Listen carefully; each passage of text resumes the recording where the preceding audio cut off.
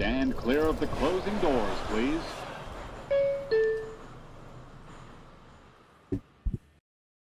What is up, you guys? Welcome to the stream. Tony Metro here with you from sunny Florida. Yes, as you guys know, I made the drive here all the way across multiple states, probably passed through 5, 6, I don't know, maybe 7, 6, 7 to get here to Florida. I can't believe I just said that, but for some of my younger viewers out there, that was for you. But here we are now, and we're not too far away from Port St. Lucie, of course, where the Mets have all but officially reported at this point for spring training. Pitchers and catchers, of course, in February, but it seems year by year that the position players just arrive earlier and earlier as time goes on, and it seems like the Mets at this point are essentially fully there at spring training for camp so far down in Port St. Lucie. So like I told you guys, I made the drive here. I brought Mookie along with me, my big old German Shepherd, and we are fortunate enough to be able to stay with some family close by. And so we are going to be getting out there to camp many times here now in the next couple of weeks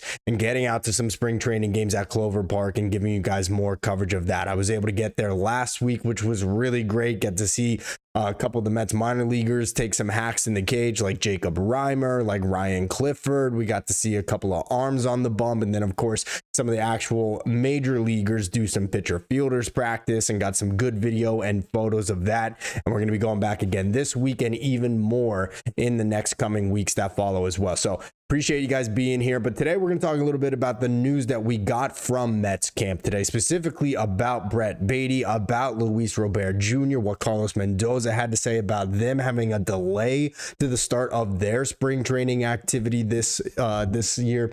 And then, of course, also the news that broke that affects not just the Mets, but all of Major League Baseball, with the head of the Players Union, Tony Clark, abruptly resigning from that position and what it could mean for the potential lockout entering CBA negotiations next year. But guys, you are the best. We have been crushing these numbers here, and I appreciate it so much. From hitting that subscribe button, daily Mets content, this is your place for it. All the takes on the orange and blue. So if you're not already subscribed, hit that button right now. Leave this video a like as well. Go ahead and hit that as well. Really huge help to me in getting this channel up, and just been awesome what you guys have been doing. So I really appreciate that from you guys. So go ahead and do that stuff right now. Really do appreciate it. And let me know in this vote that we have a poll up right now. Who do you think will get the final position player spot on the Mets bench? Of course, we know they just signed right fielder Mike Tauchman to a minor league deal yesterday. You may have seen the video that I put out on it. I love the signing of Tauchman. I mean, could not believe he was even still available as a free agent, much less that the Mets were able to land him on a minor league deal. And I would not be surprised to see Tauchman end up being the Mets opening day right fielder. But we will get into that later on. But sound off in the chat. I want to hear what you guys have to say, how you feeling as we are getting closer and closer to baseball. I can tell you what, being here in Florida, it feels like baseball weather. It is beautiful here in Florida. So these guys obviously cannot be upset about reporting at this point. Beautiful weather here, so it's been fun. But let's get into it. Basically, Carlos Mendoza met with the media today and told us a couple things, but I think most notably was that both Brett Baty and Luis Robert Jr. were going to have delayed starts to their spring training, at least in terms of playing in games. So different reasonings for each of them. Obviously, Robert Jr. coming over here, his first season in Queens with the Mets, and then with Brett Baty now entering, I guess, what you could call his third full season in the big leagues. It's kind of hard to make up what was 22 and 23, a couple cups of coffee here and there, and then 25 was really his first true full season, I would say. But I'm going to share my screen here with you guys so you can see what I'm looking at. But basically, in the case of Luis Robert Jr., we know he's a guy that has often struggled to stay on the field from his time in Chicago with the White Sox.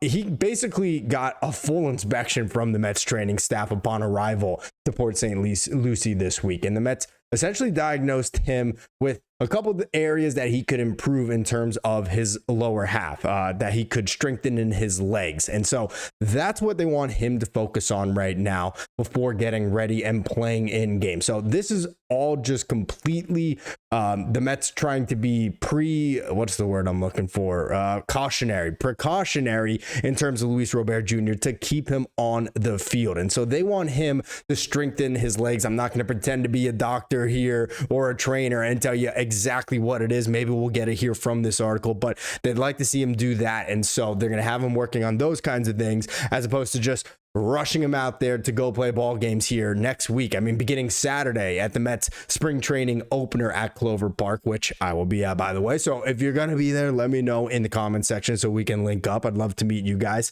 But let's take a look at the article here. Mets, Alvarez, Robert Jr., others to miss early spring games. And of course, I omitted Francisco Alvarez's name as well by mistake. But let's see. New York Mets catcher Francisco Alvarez, outfielder Luis Robert Jr., and infielders Jorge Polanco and Brett Baty won't play early in games this spring, manager Carlos Mendoza said on Tuesday. Mendy said Baty felt something in his right hamstring a couple of weeks ago, so they'll bring him along slowly this spring.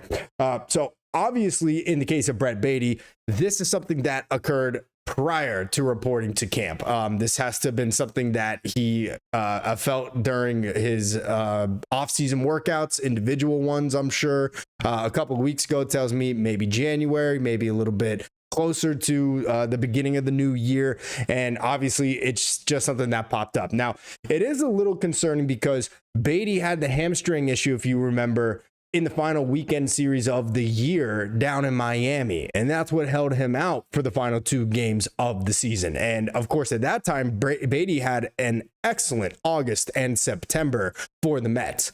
And we really wanted his bat in there. And it actually came to the point where we didn't know who should even play third base for the final 2 games of the year. And we know that Ronnie Mauricio ended up starting, I believe, both of those with Mark Vientos DHing in those games. But even Ronnie Mauricio had a brain fart in that first game of the series on Friday when Baty did end up exiting that one due to that hamstring injury. If you recall, it was with Sproat on the mound and Mauricio failing to cover third on a Marlins steal attempt where he just basically walked to the base. So obviously the thing with Baty is a little more concerning than the case of Luis Robert Jr., where it sounds like the Mets are just trying to keep him healthy again, trying to be precautionary about it and keep him on the field, see if he can finally live up to his full potential. But Robert will also be brought along slowly as trainers do some strengthening work in hopes he can avoid the type of lower body injuries he has had in the past, like I said before. The 28-year-old's in his first year with the Mets after being traded from the White Sox. 22-23, 14 homers, 53 RBIs last year in 110 games. So we know that. In the case of Polanco and Alvarez, I'll be honest, this is kind of news to me. I didn't really go through this entire article prior to us coming on here live. But Polanco and Alvarez will both be held out of games early as a precaution. Mendoza said Polanco, who's signed with the Mets as a free agent after spending the last 2 years with the Mariners, will get live at-bats and work on the backfields before ramping up to game action. Mets are taking a cautious approach with Alvarez after he was limited to 76 games last season due to various injuries. So my big takeaway from all of this, especially in the case of, let's say, Alvarez and Polanco, where it's not necessarily an injury thing, but just to kind of get their wheels spinning again, is we all beg for the final 2 weeks of spring training to be over and for them to start playing meaningful games. And if we as fans are feeling that way, you know the players are as well. There is plenty of spring training time to go around. There are plenty of at-bats to be had.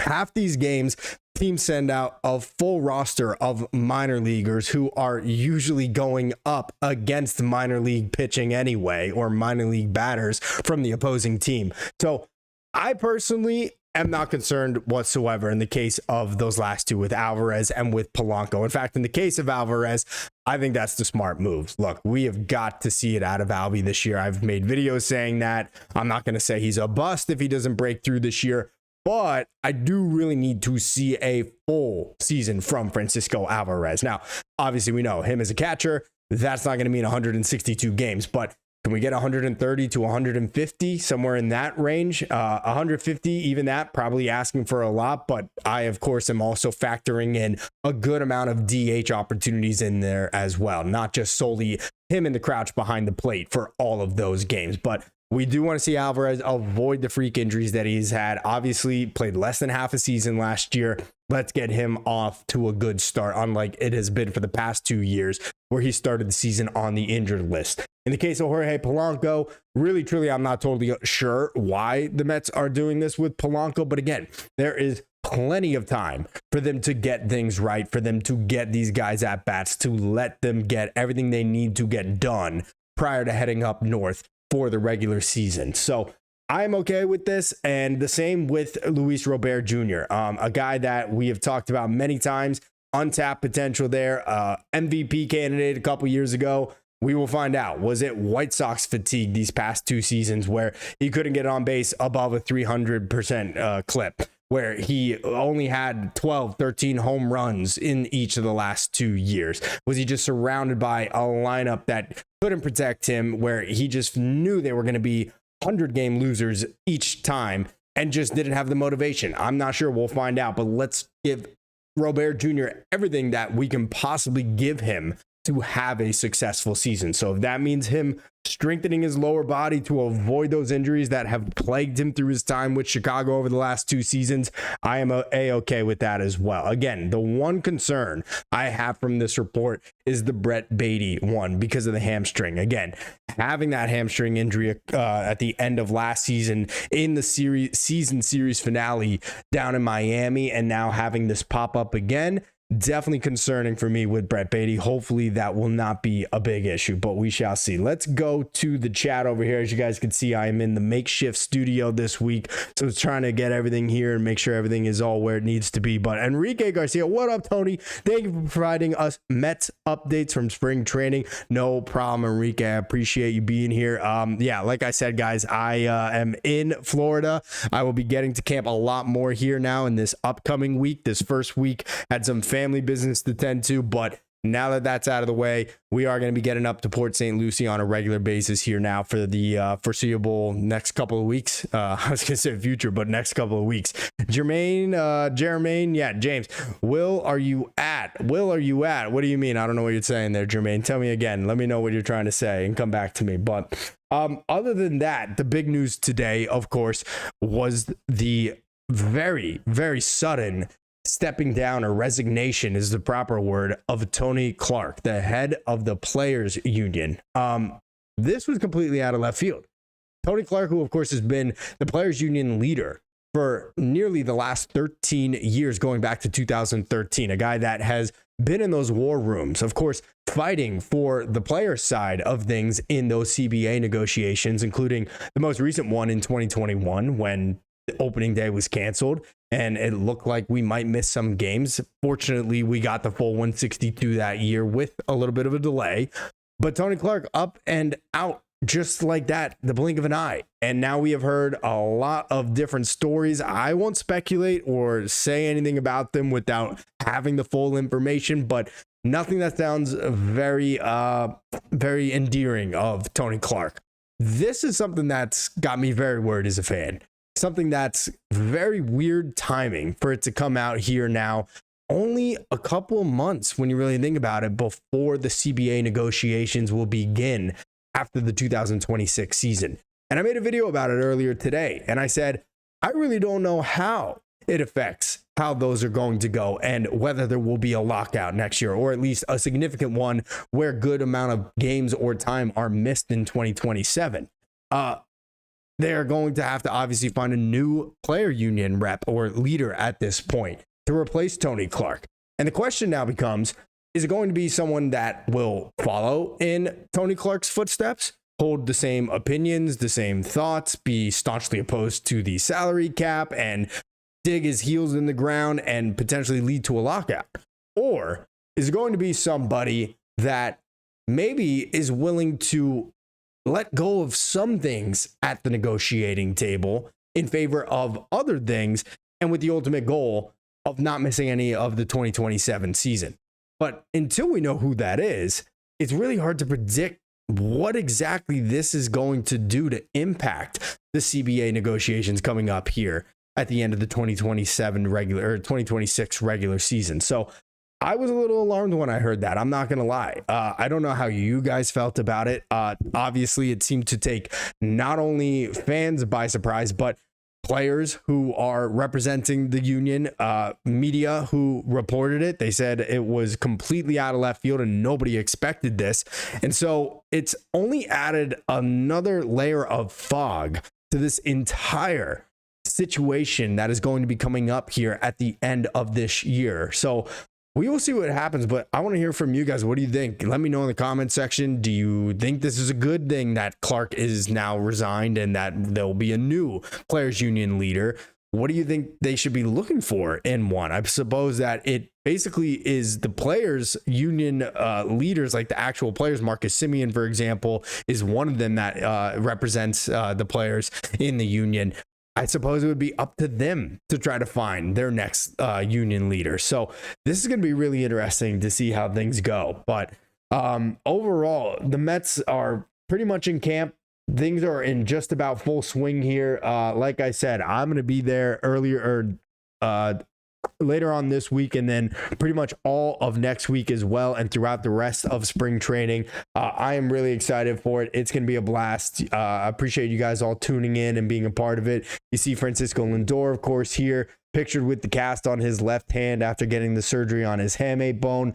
Hopefully he's going to be ready to go for opening day. Whether or not that happens, we shall see. But obviously some changes in camp. These faces no longer there. Some familiar ones with Edwin Diaz in Los Angeles, with Brandon Nimmo on the Texas Rangers, and of course, Pete Alonso, now the first baseman for the Baltimore Orioles. But overall, I felt like the vibes were really good at camp the other day. Now, obviously, you only get a little bit of a peek behind the curtain. We're not in the clubhouse necessarily and listening in on those conversations, but from everything I could tell, you saw Freddie Peralta out there. He was joking around with his teammates. Kodai Senga with a big smile on his face. We actually heard Carlos Mendoza say yesterday he had not seen that kind of intensity from a spring training bullpen session from Senga in the past quite as good or as in tune as what he saw the other day, which in Mendoza's words told him that Kodai Senga is healthy. So that's a great sign as well. Obviously, look, it's spring training. We're all going to come into it. Spring hope's eternal. We are all going to hope for the best, and we're feeling good after a long, cold winter and hoping that this is the year, right? So, of course, we're going to be very positive about most things. But overall, I really did feel like the vibes were good at camp the other day. And so, look, it's a new team. There are new players, and they're looking to win in a different way than they were trying to in the past. And we'll see if it ends up coming to fruition or not. But I am excited for the year. I don't know about you guys, but I cannot wait. Enrique says, Tony, would you support a salary cap? You know, it's really tough for me because maybe if you asked me that 5-6 years ago under previous ownership, I'd have said yes. Had the Wilpons still owned this team and had they still been as fickle about spending in free agency or acquiring large contracts as they were there for a long time, I'd probably say yes. It really irks me that the second the Mets get an owner that can throw his financial weight around, we're now talking about a salary cap. And it's not necessarily because of the Mets, although they'll always be thrown into that conversation because of the payroll they have. But of course, we know how the Dodgers have operated over the last several years. So I personally, number one, don't think a salary cap is going to fix the competitive balance in baseball. I think that they need to do away with deferred contracts. I think that a average annual value needs to factor in the bottom line of what their full contract is over X amount of years, and forget about signing bonuses, forget about deferred money. That is all out. If you want to pay a guy 20 years from now, that's totally fine. His contract, 10 years, $200 million. That's a $20 million AAV. I don't care when you pay him it. That's how much goes on your competitive talent balance tax. That's the first thing I do to try and get all of this back in order. But of course, the Dodgers have completely abused that system. So it is what it is. They can do whatever they want. They're the Dodgers. So baseball loves them. My long and short answer of this to you, Enrique, is no, I would not support a salary cap. I think that if there is one, that the Mets still have an advantage because they will have an owner that is willing to spend. I think that if you implement a salary cap, that it's simply going to have the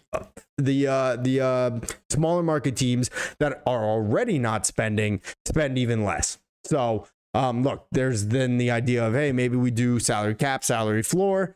We will see. It is convoluted. Look, I really just hope we don't miss any baseball in 2027, but it is a very realistic possibility, I think, especially with the news coming out about Tony Clark here today. So we shall see how that happens, but obviously we have a full season ahead of us right now.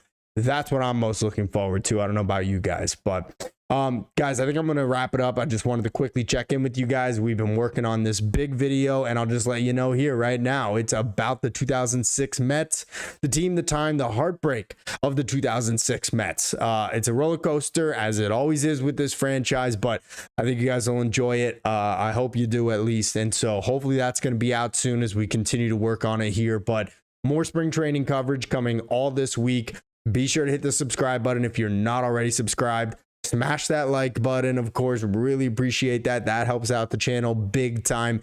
And keep it tuned here for more daily Mets content and spring training coverage for the orange and blue from here in Port St. Lucie. But I wanted to check in with y'all. I hope you're doing well. Hopefully, wherever you are, it's starting to warm up, or maybe you're going to head down to Port St. Lucie and enjoy this nice Florida sunshine. And if you are, be sure to leave a comment on one of my videos so we could try to link up. I'd love to come and meet you wherever you're at, if you're at the game or if you're at one of these practices coming up this week. So really, really appreciate that from you guys.